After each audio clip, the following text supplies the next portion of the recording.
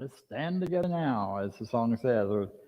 Uh, this past week, I've been standing together for actually a big part of the last 2 weeks with about, I don't know, 85, 90 of my favorite teenagers at our Citrus of Spiritual Living teen camp outside of Verona, Washington. We recently purchased that camp space for Citrus of Spiritual Living, and now have a permanent place to do all kinds of seminars and camp experiences. But our purpose in being there was to create a space and an atmosphere of unconditional love in which teenagers could come together, they could be themselves, they could express themselves, and be held in a container that allowed them that freedom, but also invited them to go to a deeper place, to go to a higher place of understanding about themselves and about what the world's like and where they are. So one of the real peak events, one of the best workshops, we do that through workshops and psychoeducational experiences that are designed and created for that purpose. And one of my favorite ones, or one of the ones that brought the most about of enthusiasm, is that we built, or was already there at the camp, there's a water slide that runs from the top of one of the hills all the way down to the bottom. I don't know, maybe 100 feet, maybe more. Very steep, very fast. And what we invited them to do was we did a process before they were to go down the water slide. And we came up with things that they wanted to release and be done with and be rid of. And teens came up with things like my fear of making bad grades, or my fear or the issues with my parents, or my disrespect, or my disrespecting of people. So they came up with a whole lot of things as we talked and processed, and replaced that with an affirmation that they were to scream as they went down the water slide. And they did. It was one of the most exciting, enthusiastic things. We had the water running at the top, and about halfway down, another person standing there with a water hose keeping the water going. And adults, teens, all of us went flying down the slide on our backs. We made everybody stay on their backs, even though some of the braver people wanted to go face first. We were like, no. Liability, we're not doing that.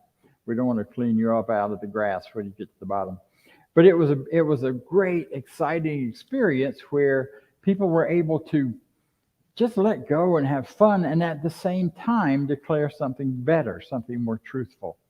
And through the whole week, we created a real sense of community there, a community where everyone was brought forward and contributing, given a place. We all had everyone divided into families, and we did all of these wonderful exercises and games and things. And then by the end of the week, as is always the case after this week with camp, there's lots of tears and lots of sadness as people leave and go back to what they were started out calling the real world, but they ended up calling the less than real world. The real world being that place in which you have freedom, that place in which you have joy, that place in which you have love, and you are loved and you're supported and you're held in a way that allows you to be yourself. And it was exciting, as it is every year. This is the first time in 3 years that we've been together because of COVID. So it was a really wonderful opportunity to come back together. Some of my co-advisors are people who were teenagers and I've known since they were 13 that are now adults out of college and going on in careers, but come back to give back because they receive so much here.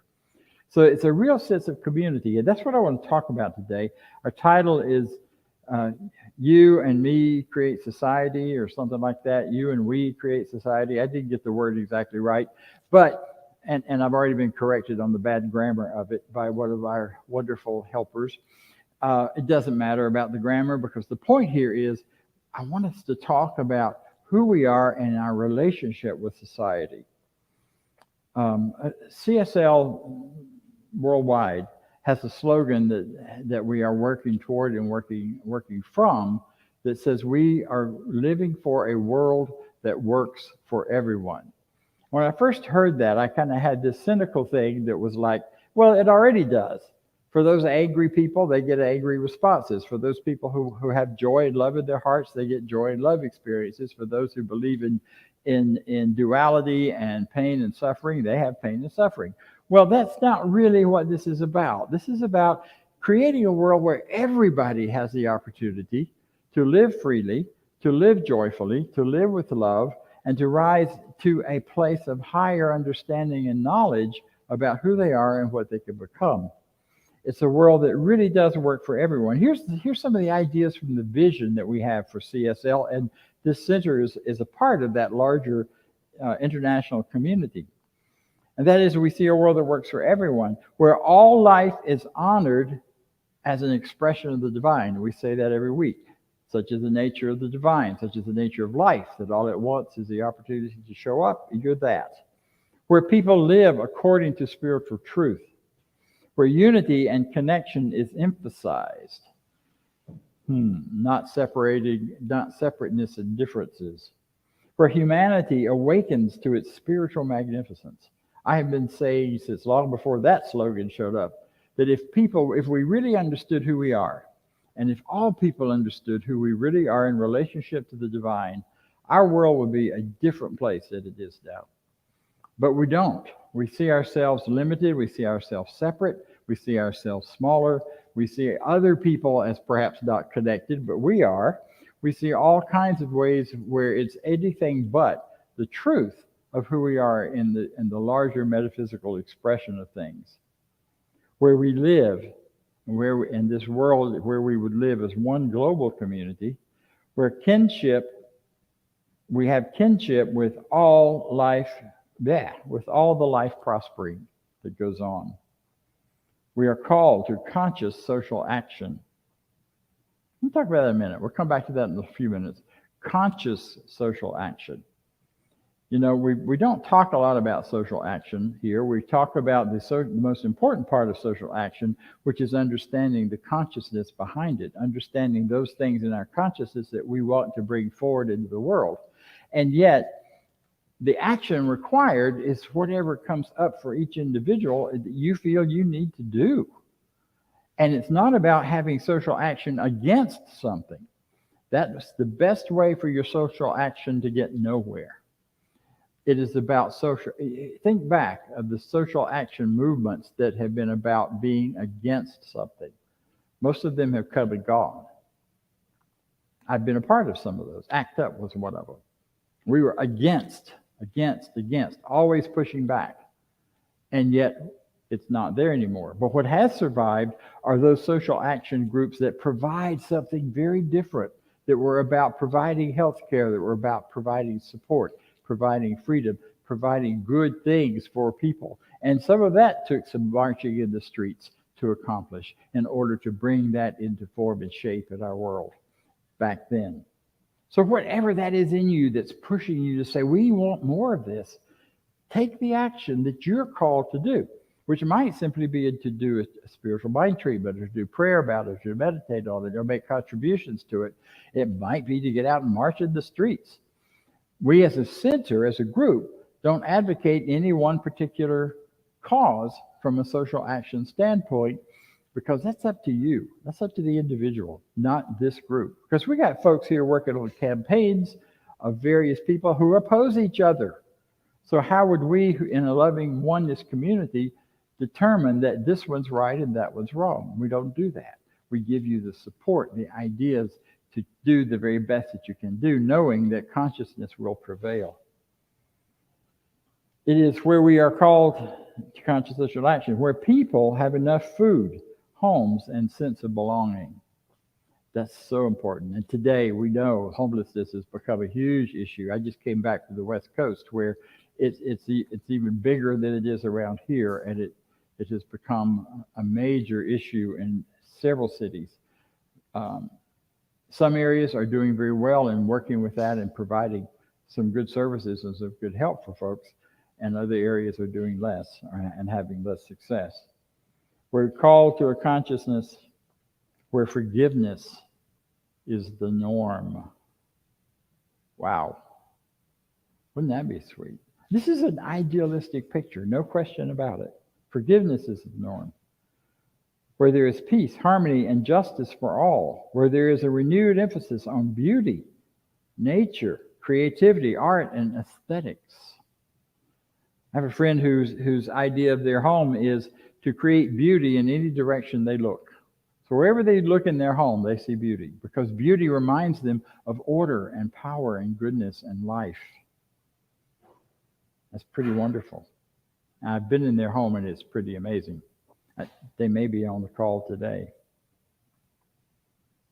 Where there is renewed, beautiful resources are valued and cared for and shared, where communities are meaningfully involved in service to the world. So that's the ideals that our larger organization, Tom. Our part in that is that we teach spiritual truth. We teach spiritual ideas that can guide and help every individual on how to relate and be part of these communities that we're in, and these communities that we live in and participate in. There's a very interesting idea that goes back thousands of years, actually. It predates Christianity, goes all the way back into early Judaism. It may indeed predate Judaism.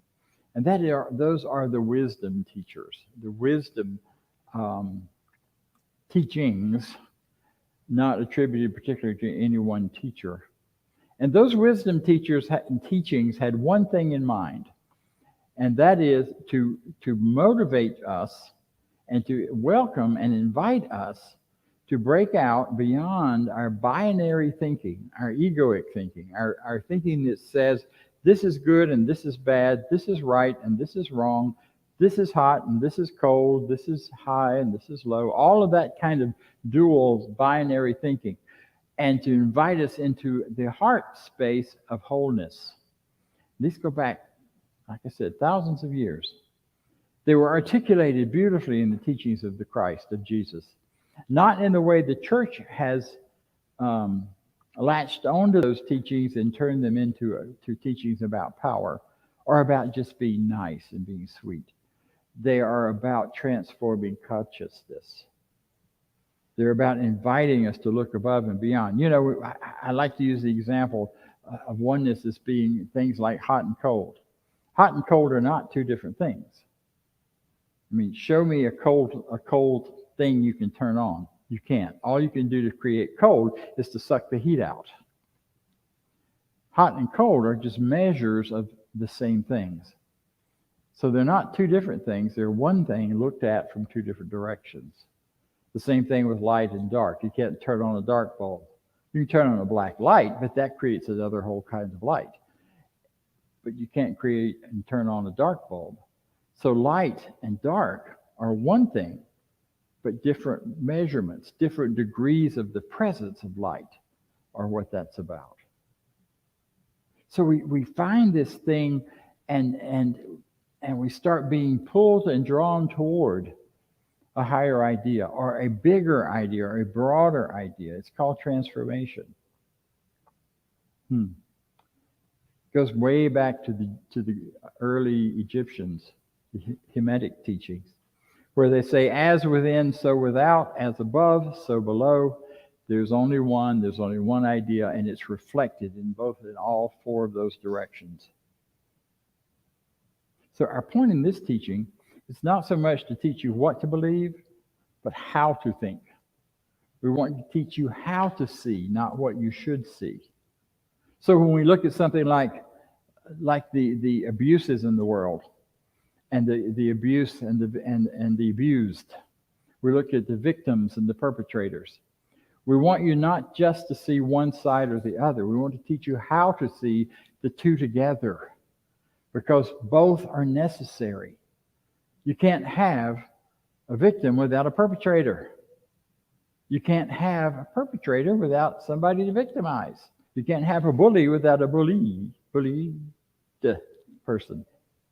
You know, these kind of dualities are all around us, and yet when we look at them more carefully, we can rise to a different place in consciousness and see it differently, which may indeed help us, because if we get stuck right in that one way of seeing that is ours and we can't see that other side, then that is where we get scared. That is where people get frightened and afraid, and love goes away and is replaced by all kinds of other, aggression and such. So it's about moving from that binary mind to the heart wholeness mind, to the mind that sees the wholeness in all things. Now, does that mean you shouldn't take sides if there's sides to be taken? You shouldn't stand for truth if you see truth as being one side or the other? Of course not. But it means as you're going for something, you're not worried about pushing against the other thing. You only go for that which you're for.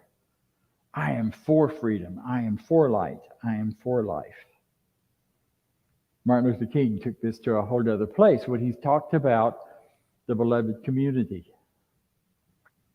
I'm sorry, Martin Luther King Jr., not his dad. He said the end in talking about the beloved community, he said the end is reconciliation. The end is redemption. The end is the creation of the beloved community. It is this type of spirit and this type of love that can transform opponents into friends. I had a great experience of this when our organizations joined together from the two older organizations that used to be here. We started trying to create new programming, and I was in charge back at home office, and I had a room full of people who really didn't like each other. One side didn't like the other because they were right and the other ones were wrong. And yet they were committed to coming to some kind of agreement, some kind of place where they could come together. And they did. Over a 2-year period, we went from kind of distrusting, watching each other like, well, let's see how this goes, into people who were colleagues and friends and were working together on creating something wonderful and new for the world. And we took it a great step forward. And right now in the organization, they're taking it a whole nother step that's going to be showing up in the next few weeks you'll be hearing about. There's a book by my friend Dr. Jim Lockhart, who has taken this teaching in his own personal life above and beyond. He has done sitters here in the U.S. and now he lives in Europe, and he's retired from ministry. He's writing and doing wonderful books and things, but he's also living in France and following his second passion, which is wine. And he does wine tours for people, but he takes it to another level by talking about consciousness. It's not a just go get drunk tour. It's a go learn wine and learn the nuances and the places and see where it's grown and why it tastes the way it does. And I don't even begin to understand even a small part of what he knows about that. But his book, which is based on Martin Luther King's idea, is called Beloved Community. And in that, he says that the beloved community is a place where there's a consciousness of wholeness, where there are no victims, where we see the world in a different way. We look beyond the victims to something greater and something more. He writes in that about how to grow and develop a beloved community. And I believe it is the goal of every spiritual community to be and become a beloved community, whatever community means to you, whatever society that may mean to you. However close or however not close people are within it, there's some key parts to it that are so important. Things like a consciousness of love and connection. And what I know about this center and this community, because I've been a part of it since 1984, before it was this particular individual group, but while we were gathered in another space, in another place, that love and connection is real, and it's a very important part of it, and it's defined by each individual within the group. So that some want connection where you get to know each other up close and personal and get in each other's business and know who's doing what and how they're doing it and drink coffee together and call each other up and find out how they're doing with this, that, or the other. And it's also those who simply love and honor one another when they walk in and sit down together, and that's all they want, and that's fine too. Because we each get to define what connection means and how we want to have it, whether it's here in this community or is in our world out there, those places and communities that we belong to. There's a consciousness of deep and radical self-knowledge, and that is one of the real keys for our teaching, that to do this teaching, to understand this teaching, you have to start and end where it begins, and that is with the self. Not the S, selfishness self, but the S, the self, as you understand who you are and how you work and how you live in the world. We are fully and completely committed then to a consciousness of healing. This teaching started as a teaching healing ministry. Long before there were preachers like me standing up and talking to people, there were groups and individuals gathering to do healing work together and then teaching others about how that worked and why it worked and what happened. That's how we started. It's a consciousness of vision. We talk a lot about affirmations, having the vision of who you want to become, of what you want to see happen in the world. It's a consciousness of pioneering, of being different and being willing to be different. How different can you be if it's true to who you are? How willing are we to stand against perhaps social norms or other norms, or at least to stand free from those as we speak our truth, whatever that might be? You're supposed to do a certain thing a certain way. Well, maybe, maybe not. We have a consciousness of evolution and emergence. Spiritual growth, any kind of growth, doesn't go backwards. Plants don't start here and go back. They start here, they go more, they become seeds, and they do it all over again. And each time it evolves to something more. Life always goes forward in its growth, and we are fully committed to that. We are fully committed to that idea. A beloved community is all about mutual support. It is about conscious contribution. It is about consciousness of possibility and resilience.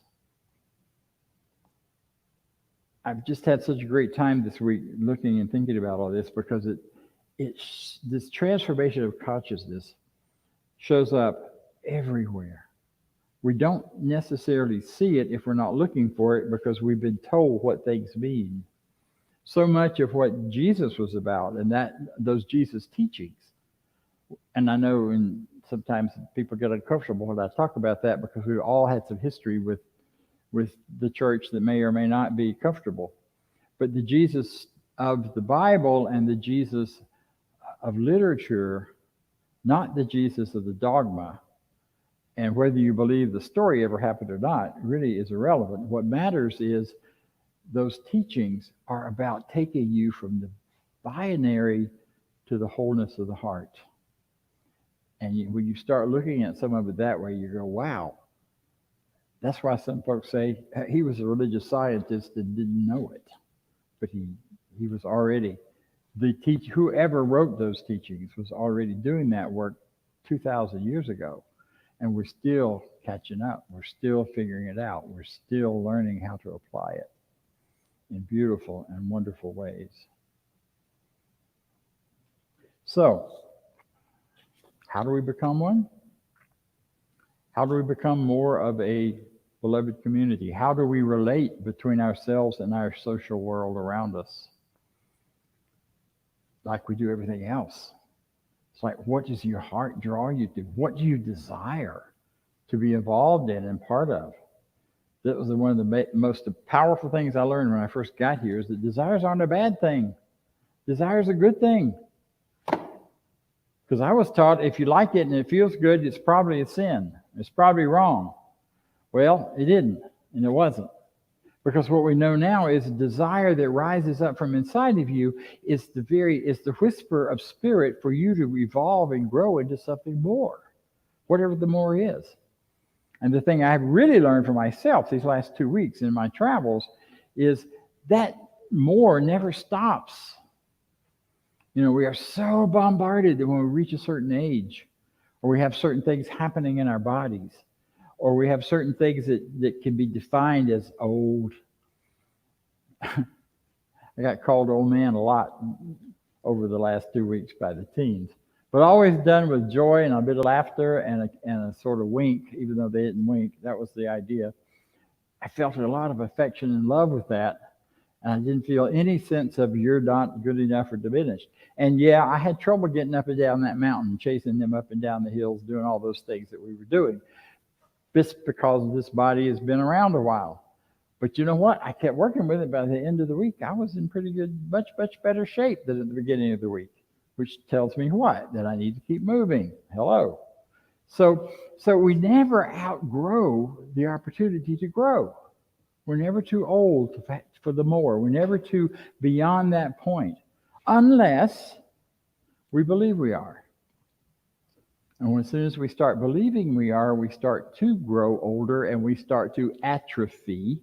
It's either grow or die. Grow towards the more and the greater, or grow towards the less and the end. And I am done with that, or any kind of element of thinking that.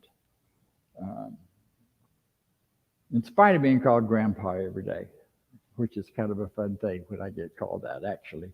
Doesn't make me feel old anymore at all. So how do we do it? We keep going with, okay, this is my desire. And then affirming that that desire is coming from the infinite, and start looking for and watching for those opportunities for it to grow and develop and become more. And to step into it with ease and joy. I've lost a lot of weight recently. You may not tell, but I have. And when I got my clothes all packed up to go out west and got out west and started putting them on, I hadn't worn this real clothes in a long time because I've mostly been at home in shorts. And my George, they were all too big. And one of my friends out there said, "Oh, you can't run around looking like that. You're all baggy. Like, we got to get you some clothes that fit." Well, there was no time in the schedule to stop and go shopping. Plus, she loves to shop, so it was perfect. Well, boom, Spirit says, "Okay, we'll give you a chance." And I had a dental problem, and I had to go get it taken care of on my way from where we were staying to the camp. And I called a place, and they said, "Oh, yeah, we can do that in an hour." So during that hour, we took all of our dirty clothes from camping, we washed them. We went shopping and got me some new clothes, some new pants, particularly that didn't fall off of me, and which is really important when you're running up and down hills. So we got that done, and we got my teeth fixed, and they're better than ever. And all of these things are within an hour, and it wasn't planned. If I had tried to figure out how to do that, it would never have happened. But I had a desire, and I knew what I wanted to be and how I wanted to end up, and I knew what the more was. And then it just started coming to me. Now, it looked like a bad thing to start with because it hurt.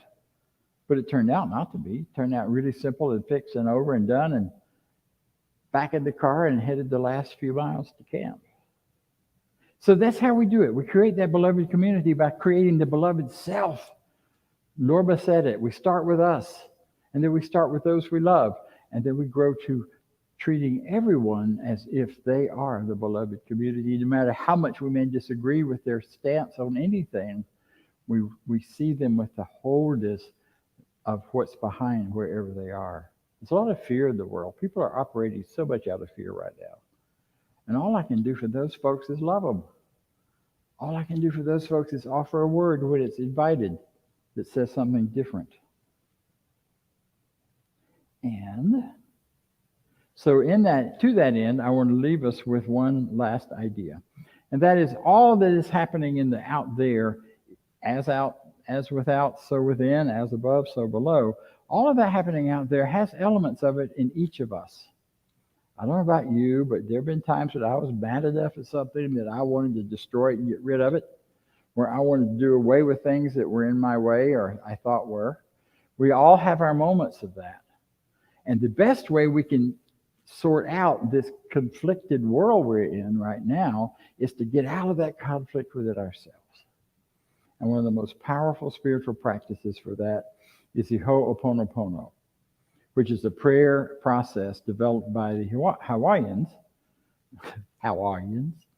And it goes like this. I'm sorry. Please forgive me. Thank you. I love you. I'm sorry. Please forgive me. Thank you. I love you. What am I sorry for? I'm sorry for anybody in pain right now. I'm sorry that any thoughts in my mind may have been added to or contributed to the universal idea of pain and loss and hurt. I'm sorry for the times that my mental state contributed to the idea of victimhood, mine or anyone else's. Because the more we contribute to those thoughts, those thought patterns, the stronger they are in our society and they are in the world around us. So I'm sorry. Please forgive me. Thank you. I love you. One of the things I led the group in towards the end of camp was a forgiveness process where we had circle, and we asked everybody to walk across the circle who had ever experienced one thing or another. If they had experienced pain, if they had experienced hurt, if they'd been bullied, if they'd been a bully, all together without saying anything, they just walk across to the other side of the circle. I was blown away by how many people in that circle had been bullied and how many people in that circle had bullied other people. And when we got to the end of that, we did the Ho'oponopono. I'm sorry. Please forgive me. Thank you. I love you. And I invite you to try that the next time you're up against one of these walls or one of these issues that makes you want to scream and throw things. Just practice it, say it again and again and again. And I'm well out of time, and I'm very glad to be here. You deserve the very best, and so do I. And so it is. Thank you very much. And now we'll hear from Vance. All right. Good morning, everybody. Now it's time for our Affirmation Prosperity, and it's a great opportunity to be here. Good to see all your smiling faces, and everybody online too. Hey. So we have an opportunity to continue this teaching, to get it spread out into the world, to attract more people here in person and to be there. So if you will say the Affirmation of Prosperity with me, which is going to show up on the screen in a second, and you can donate at www.cslmidtown.org/donate. So the affirmation is, I live in a universe of abundance. As I freely and joyfully give, I join in the divine flow, and all that I share with life returns to me multiplied abundantly. And so it is. You know, we'll turn it back to Dr. Bob for announcements. Mm-hmm. Okay, so announcements will be shorter today. We will not run that video because I talked longer than I was allotted. However, two big announcements. One is that we will continue this hybrid celebration now every Sunday going forward, at least through the summer. And as we get into the fall, we will assess. But what is important to me is that you know, and that as many people as possible know, we're going to be here every Sunday. So join us. Be here. Come be part of this. Be here in person if you're comfortable doing that. We're also keeping it online and hybrid because we have wonderful participants from all over the country who are right here with us right now, even though you can't see them. And no, they're not ghosts. They're just here on the internet. So that's one announcement. The other is that beginning in September, we will be offering a class entitled The Everyday Mystic. There's a mystical element to this teaching that we don't usually talk about as mystical, and yet it's here, and it's a part of every time you meditate, every time you look for guidance, every time you ask how and what should I do next, and you listen inside. That's a mystical experience. So we're inviting you to consider this class, which is all about how to not to learn about mysticism, but to learn to practice it. To practice mysticism in an even greater way, to get a sense of that guidance for your life. We'll also be offering a class in prosperity this fall, and who knows what else. I'm ready to start teaching again. So as long as people will show up, I'll do classes. And if they don't show up, I'll talk to myself, which won't be new. So thank you for being with us. I would like to close by reminding you that we are indeed here, and that we are a beloved community in the making. We have been, to whatever degree we have been, and we will continue to be 100% moving in that direction. So I leave this place now knowing something better than I knew before. I go forth into the world with a heart full of love and a mind full of good sense. I look at the world in a greater way, knowing that everything I need to create the life I desire. I give thanks for this understanding. I am grateful for the spirit of life that lives through me. And so it is.